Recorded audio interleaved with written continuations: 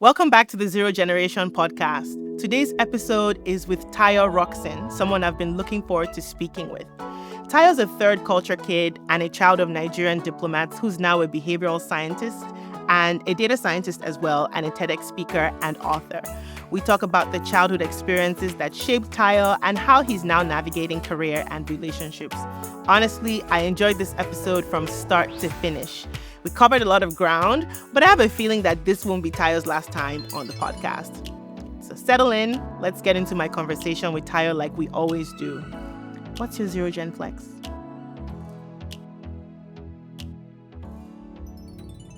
Let's start where we always do on Zero Gen. So Tayo, what's your Zero Gen flex? I do think that my Zero Gen flex is reinvention. I grew up across Nigeria, Sweden, Burkina Faso, United States, Vietnam, as the son of a diplomat.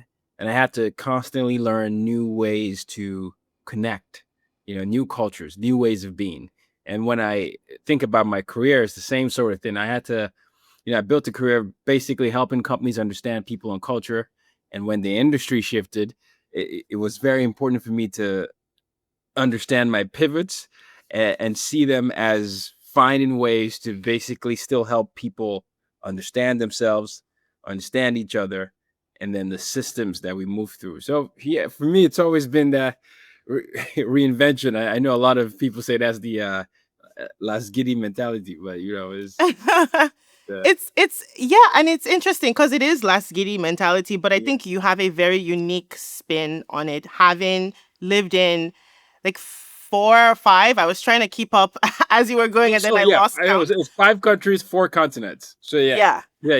That's a whole other level. I mean, just as a side question, how many languages do you speak? This is not. It's not the no. French is the only one I speak of. My Yoruba is not where it needs to be. But very basic Spanish.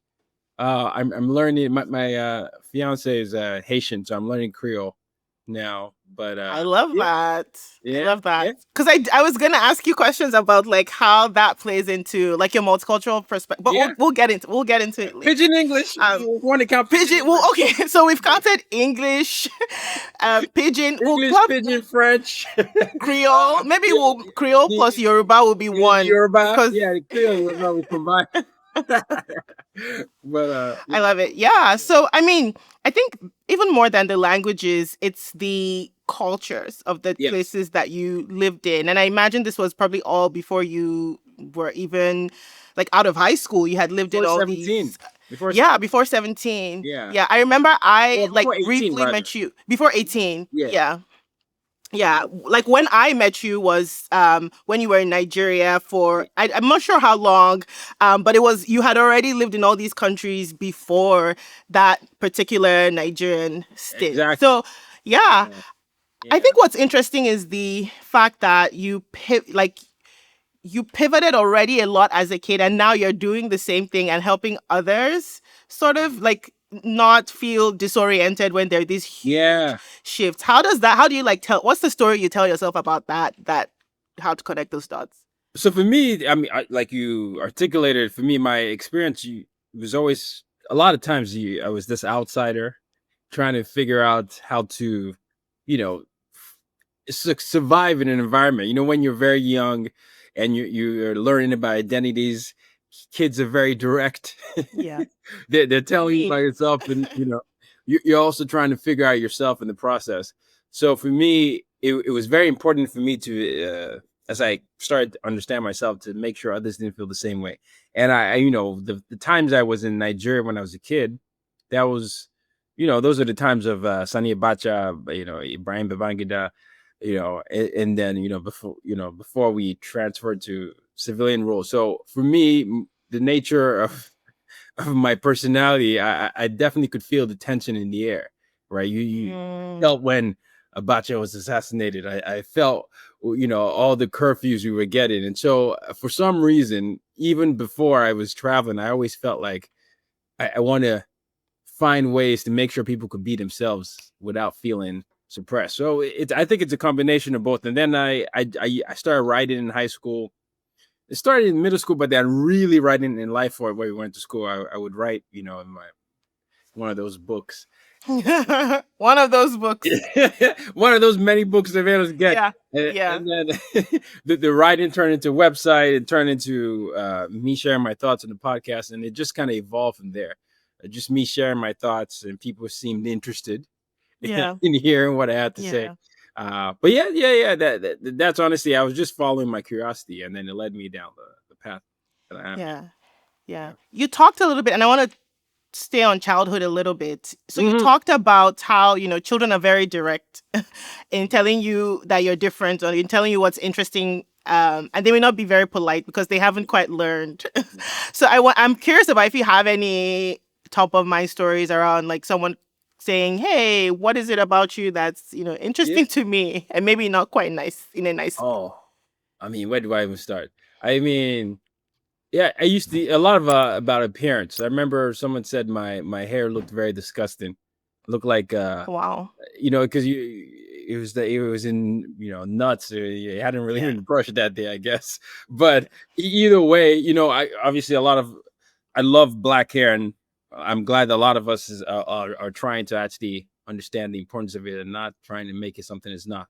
But back then, when you're 10 and everybody else had different hair texture and someone was coming to you, it just made you feel less than a lot of times. And so I remember I would go home and my mom would be like, this is your hair. Leave your hair the way it is. You cannot change. So, so it forced me to learn about myself. But then, also things, your nose looks this way. Why do you sound like this? I can't really understand you. I don't want to say Akintayo. Akintayo is my full first name. I'm just going to call you this. I even started going by Rockson initially, just because I was trying to make it easy for everybody else. So it was all those little things where I found myself negotiating pieces of my own identity, even before I knew. I mean, I was 10, I was 11, but in retrospect, I'm glad I reclaimed it. But those moments, I didn't know what I was doing. I was just trying to fit in, trying to lose accents, trying to figure out what's wrong with my hair, trying to sound different, everything like that. So it was, those are the stories. Yeah, I love how you phrased it. It's so powerful, negotiating pieces of my identity. And it's so great now to have the language for that. But as a child, you're just like, how do I make myself less visible? Like, I just want to be normal. Exactly. And I want to get into how we do that in corporate. So mainly the audience of this podcast is people who relocated abroad as adults. And it's no different. You're still going to have to figure out how to adapt, what to adopt, what parts of yourself to change. And I think a lot of us negotiate parts of our identity even as adults. So, the question here is, in your work, how have you seen that same negotiation play out? Where someone is, new to an environment or different, and they're making a conscious decision to kind of blend in. I mean, in very similar ways, I've seen it play out in, people would tell you, I don't want to cause too much of a ruckus because it could lead to me being silenced, my salary, not being updated, or, my boss could have a bad day and then lay me off, right? So there's this fear of loss of a job, which means loss of income. And then in America, that means loss of your healthcare, right? So you start figuring out that. And then there are those moments where maybe something is happening in the real world that you care about.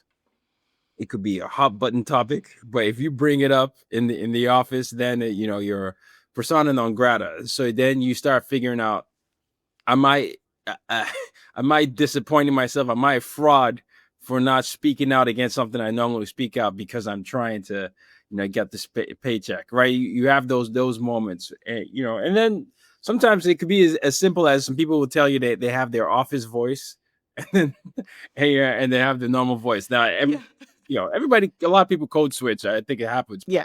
Those are different parts. And, I certainly think that, there are many there's a beautiful skill in being able to be culturally fluent when you're code switching. But then there's some moments where people code switch to the point where they forget who they are, right? So it's Yeah. like a nuanced thing.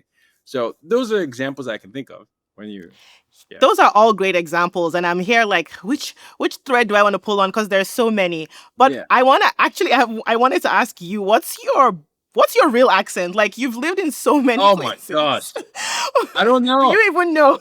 I don't know. Well, I was just in Nigeria for December, and then people would say, oh, "Okay, I heard something," but Yeah. but it honestly depends on who I'm talking to. But I know. I think this is the real accent. I don't know what it is, Okay. but but Like sometimes, Nigerianized American or yeah, Americanized Nigerian somewhere. Nigerianized American. But then there'll be some words I'll pronounce, and someone would say it's like, is that like a British version? But then I never grew up in England, but everybody in Yeah. life was from basic England, and most of my family are English. I'm the only one, or one of the few people that came to America here. So that this is the accent. This is it. Okay, this is your real accent. And it's interesting because what you said about British as well. First of all, Nigeria was colonized by the British. Exactly. So there's a lot of that influence. Like if you listen to people like my grandma's generation who went to school and all, they speak very well. And it's very like, it's a very unique Nigerian accent that we're using now. Yeah, like my grandfather. Like I feel like that's where my grandfather, my aunts, well, God rest his soul, but all of them, I grew up around those family where they would just be enunciating a few words or make sure to pronounce the T or the A. I'm like, okay, yeah, this is how we speak. But yeah. So this is the accent you dream in, I guess. This is the accent. Because your dreams are your truest self. It's just my truest self. Yeah. I mean, I'll put on accents, for show, occasionally. But yeah, this is the accent. I mean, at least I don't feel like I'm having to create something when I'm talking now. So that's awesome. Yeah. That's awesome. I'm glad you feel that way. And I think this is also my truest accent. Maybe a little bit of me trying to enunciate, but I do notice that, or I was saying my husband calls it out.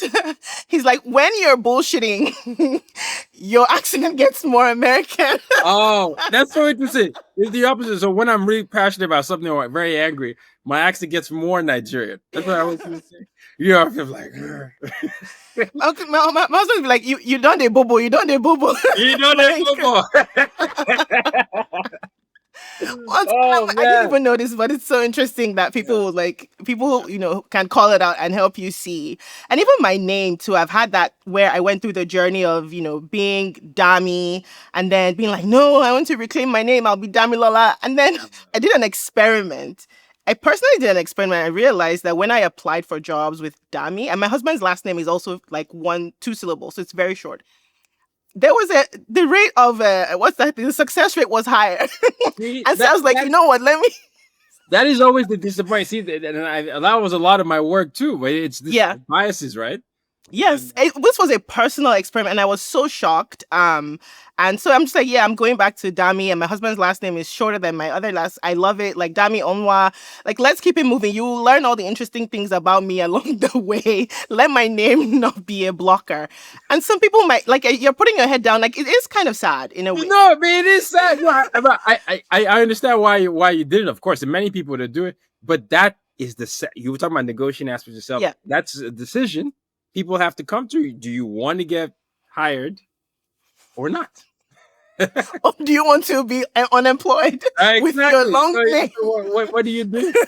What do you do in that scenario? But yes, it does make me sad. It makes me sad. I've even had friends when they're preparing for virtual interviews, say I got to put on this wig because if I wear my natural hair, I might scare them. Right? And I'm like, oh man. But then it's real. Like people are really worried about the perception based on being themselves, which is an interesting thing to think about when you think about it. It's tough. Even hair, I feel like that is a whole other episode on. Oh yes, hair, navigating hair. Yeah. I just might. Yeah. So switching gears a little bit, we're gonna do a game. Niger or abroad.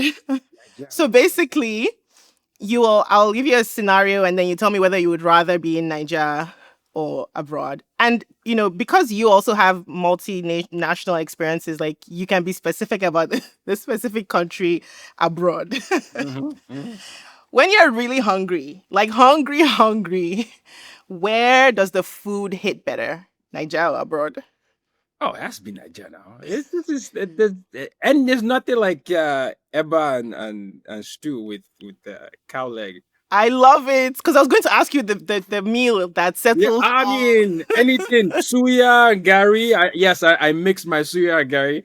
I love it, yes. It's As all you should. the onion from there, the koi club, Oh my God. Polo club, chicken suya, anything, all the everything. Yes. Yeah, I love it. but I love it. yeah. But if it's The not next one. available, then I'll go maybe Mexican or something. Japanese, Korean. But Yes. just Something seasoned for yeah, sure. flavorful. Flavorful. Okay. Next one is pick your struggle. Niger heat or abroad winter? Oh, what kind of question is this? ah, oh gosh, Nigeria is very humid, and I live in Florida now, where it's humid. I mean, I guess I have to go with the Nigeria heat You're a real one. because let me tell you, I used to live in New York. I lived in New York for the longest, and then when I was a kid, everybody wanted the snow, and New York's still my favorite city, but the winters, whew, when you can't feel your ears. It's I think I'll rather be sweating because it's a whole production just to get out. Because sometimes you wake up and you're like, I don't want to get out. I don't want to go. I can't push. I want to go to the gym, but I have to figure out if I should go to the gym or not. Yeah. So yeah. Yeah, that's real. And it's really a toss up. I don't like heat. Like I run hot normally, so I think I would pick the cold. You pick I mean, you know what? Yeah. I mean, and I've lived in Chicago, so I've seen some cold. You used to live in Chicago. I used to live in Chicago, yeah. Yeah. I mean, I guess that wind, you'll just be like, why am I? I'm just gonna die. Yeah, the wind just gonna fall down and die, and the snow will cover me, and no one will know I'm here. But I think I would pick that over being. Okay, you pick with okay. Yeah, I don't know. Okay, the next one, which was more fun growing up, Niger school culture or abroad school culture? The abroad. I'm going abroad. This is. I'm going. I did not. I mean, we I guess we didn't overlap, but maybe slightly. But yeah. At least in the boarding school, even though I ended up being head boy, there were just some things that I would consider bullying. That I was like, I don't know if this is the fact that kids that might be one grade higher, you could slap another kid or make him kneel down or steal the food. I'm like, what? This is like, what are we doing here? This is the wild, wild west. Yeah. But then at the same time, I would say the Nigeria school, it's definitely harder than anywhere else. Like academically. Yeah. And I still love the boarding school experience. But if you made me pick, I think I might go. I think you're right. I think it's an extension of Nigerian culture where there's that sense of seniority, and we had it good because we were in a good private school. There was a time that one of my friends who went to like a public school in Lagos was talking about his experience and laughing. And his wife, who's not Nigerian at all, was like, "Stop, please. I'm going to start crying. This is abuse." Yet she was so upset that we were laughing. I was like fetching water, cutting grass. And she was like, "Please, I need you to stop." Yeah. Everything, so funny. I was saying that to my fiance as well, is we used to laugh about the marks that the teacher would give us. It's like, he'll pick a cane and bit us. Like, oh yeah, look, I got this. I have the most, and all those things. It's like, what? Yeah. It's just like, if we didn't say it, I remember in boarding school, I was watching someone. It was the girls' dorm. I can't remember what the girl did, but she did something that I guess the lady did not like. The house, what do you call it? House mistress. House mistress didn't like, and she just slapped her in the middle of the assembly, and I'm like, whoa. It's just like we were walking back to the dorms. I was like, okay, well, there we are. Yeah. You know, even the word house mistress just hits me in a totally different way now. Exactly. As an adult who has who now understands colonialism and history and slavery. Yeah. You know, house mistress and house master. Oh exactly. my God. People listen to us now say look at them. They've become Americanized. But I'm just saying, some of these kids, I feel like there are other ways. But yes, everybody in my family, from my brothers to my parents, they went to boarding school.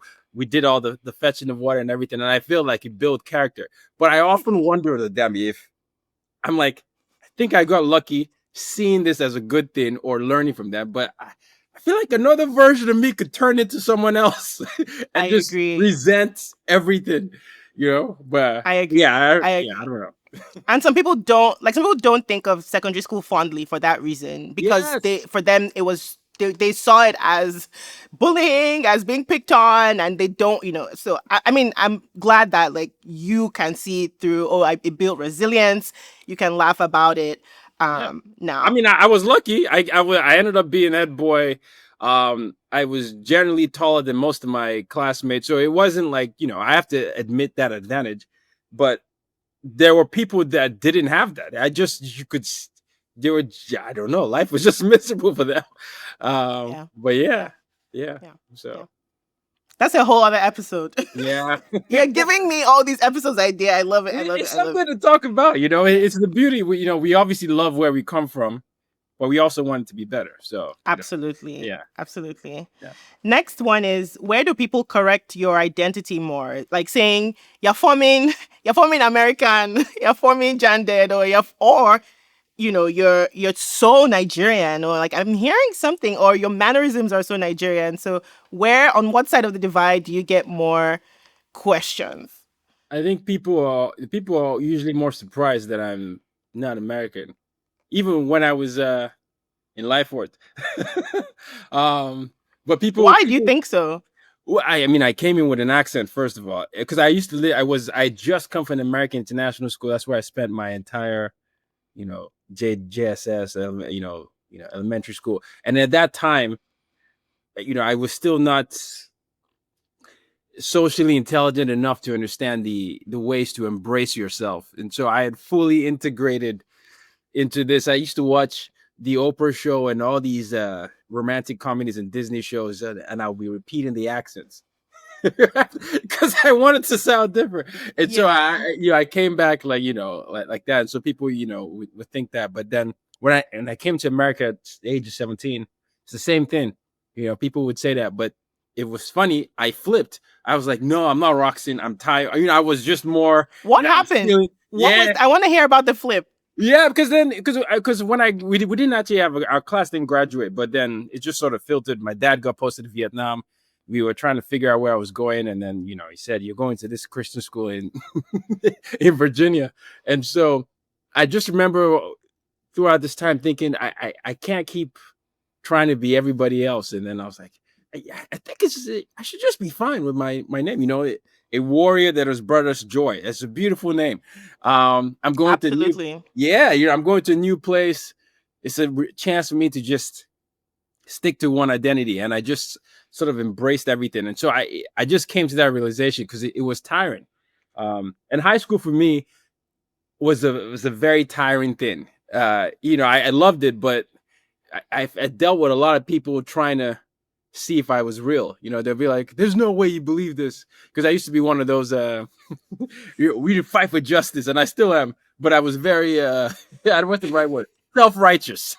right Yeah. And so I used to have all these Nelson Mandela type ideas because he's my hero. So yeah, so it was just that where I felt like I have to just be myself, and this is how we help the image of Nigeria, if they could see someone who's proud of that. And so that was just something I came to, and it was like an internal contract that I signed.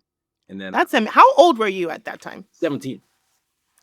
That's a young age to be having that kind of like deep and pivotal conversation with yourself. But I think maybe it was accelerated because you had while most people would have lived in maybe one tops two countries by that Yeah. age, you had like cycled through so many, and maybe that in that way, this is me trying to like therapize you now. No, it's true. I talk about it with my therapist. I grew up so quickly. You know, I'm the oldest of three. You know, even if you count my adulthood, there are many times where we're saying happy birthday via Skype, Zoom, email, right? So you know, and then when I was in Nigeria, I was in boarding schools. It's not like you're seeing, you know, that's what 7, 8 months of the year. Yeah. So 7, 8 months of the year. Then you go to another country. Then you're like here. Then when my dad got to Vietnam, I was in another country. It was me and Dilly, my middle brother. We just went to Virginia ourselves when my dad took us there. So I just had to grow up, essentially. And so, Yeah. Yeah. uh, yeah. And so since then you've been Tayo, and you haven't like cycled back. No, Tayo. You know, if anyone could pronounce Akin Tayo, they could say Akin Yeah. Tayo. But I just think it's such a beautiful name. You know, my It parents is. they named me that, and if people can pronounce other countries' names, they there's no reason they can't. You know, You sure can. If you can say Tchaikovsky and yeah, exactly, Czechoslovakia, you exactly. can say Akintayo. You can. You can say You that. sure can. Next one is where does nostalgia slap harder? When you're in Nigeria, like Dirty December, or maybe like New York summertime? Wow. You know, I went to Nigeria for the first time in over a decade. This we recent, and I was surprised by the wave of nostalgia. I thought it would be New York, for example, because I've been there for the most, for most of my life. If I count the amount of years, it's New York before I moved. But it wasn't. Yeah, when my dad and mom were driving to different places, they just looked completely different. I mean, you can imagine Was this after Lagos or other cities this as is well? Lagos. This is Lagos.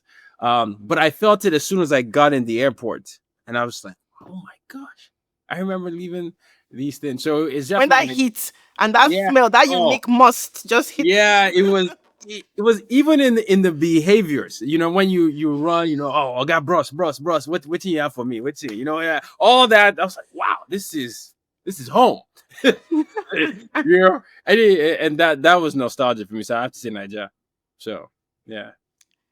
Awesome. And the last one, you talked about the airport. So, which airport raises your blood pressure the most of all the ones that have been like your home base, like JFK, Murtala Muhammad? Yeah. I think if we're being honest, we'll say Murtala Muhammad, but I'm going to say, it has to be, maybe it's probably JFK. JFK or LaGuardia in New York has this, their airports have consistently gone through these renovations where I'm like, they shouldn't take this long. This is long to get here. But then I have to have it. Let me give it to JFK this time. I'm gonna say JFK. Okay, no, Murtala. Yeah. Yeah, even the few experiences I've had with JFK, it's also so big. So you Yeah. can, like, I never feel that sense of like I'm ready until I'm standing and like ready to board. Because Yeah. and I didn't know about all the construction, but yeah, it's always some diversion. Yeah. It's like a whole city. Yeah. And I'm of its like, own. I came here early. I did everything. It's like, Why am I still running like someone who doesn't know where they're Yeah. supposed to be? Yeah. Yeah. Yeah, awesome. All right, that segment is over, and so as we begin to close, Mhm. one question. There's several here, but I did want to talk because you talked about how your fiance is Haitian, Mm. and I wanted to talk about how. So there's multiculturalism even in that where you have your Nigerian experience and all the other places you've lived in. How did you navigate, or how did your growing up and being this third culture kid impact how you navigated both romantic and platonic relationships? The romantic side was always tough because it was there were visa questions. This is before I became a green card holder. I was always in this suspended situation where people think I'm American. I'm not American. I'm Nigerian, but I keep having to renew my visas. And so I wasn't even sure if, when I approached dating, I wasn't even sure if I would be in the country. So it'd be, how do you bring that up? But then that's the first, that's not a first date conversation, but I'll make it a first date conversation just so that they have the choice to make that. But then, when you say that, then you can see the light in the eyes, just like, yeah, what's this guy? I don't know. And so, so it was tough. So, there were years where I just took it. I was like, you know what? I'm not gonna try. And then after a while, when I worked my way from the H-1B to the O-1 visa to eventually getting the green card, I actually just started like saying, okay, allow yourself to breathe. And so I think I could see more of the benefits because, I was like, okay, I can deal with different identities. I'm very sure now of what I want, what I'm looking for, and I am very, I'm someone that likes to lead with empathy, but I also have strong, barriers against people that are the opposite, right? My values are making sure people feel seen, heard, and understood. And so it sort of will allow me to filter out those type of things early on. And then, with my fiance being Haitian, it's similar. If you, even though they speak French and Creole, very similar in some cultural nuances, the same type of behaviors, respect for elders, food, she loves spicy food too. So, So she actually loves Nigerian music more than me. So she loves, wow, yeah, I love that. yeah. And our music, there's some similarities there as well. So yeah, it played away, worked out. I'm so glad you shared that about the suspended, um how you felt like you were in a suspended limbo, Yeah, and even chose not to date during that time because yeah, you didn't want to have. It's something that so many immigrants always just carry in the back of their minds. yeah. Be Either you are the one that who's in limbo, and okay, I have to bring this up at some point, and it's going to be a thing because now it's going to be like, are you trying to rush me Yes, to exactly. Are you trying to rush me, or are marriage? you trying to get a green card through me?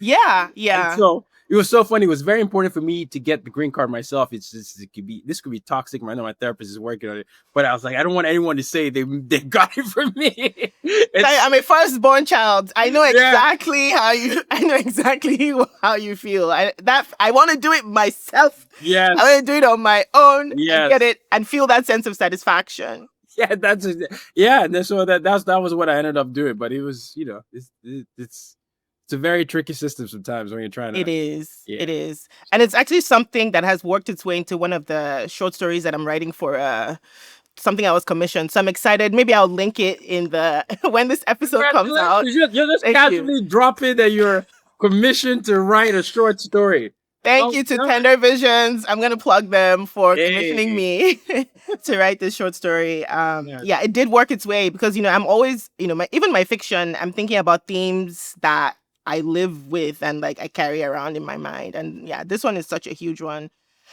As before we wrap, one final question. Mm-hmm. So I'm going to ask you as if I am an official at Murtala Mohammed Airport to declare declare for us for audiences who are navigating their identity across borders. Mm-hmm.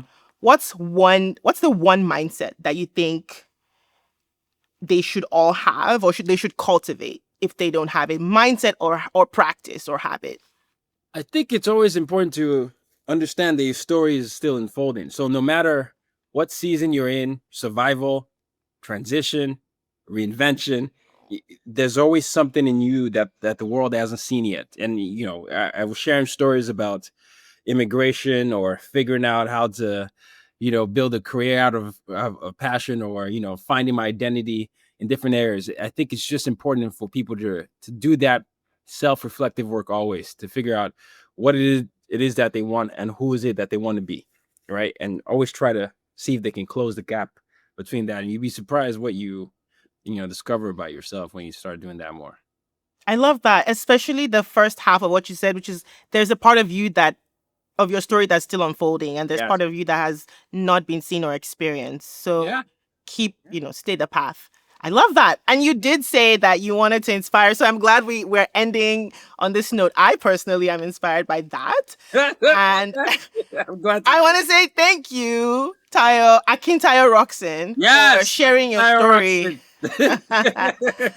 Thank you so much for No. this is great. I mean, I might have to call you back for season 3 and maybe it'll be in person. I think you have so much to say for like the audience of this podcast. Thank you so much. Yeah, let me know whenever you need me. So, I'm happy. But no, thank you, Damilola. I appreciate it. Thank you.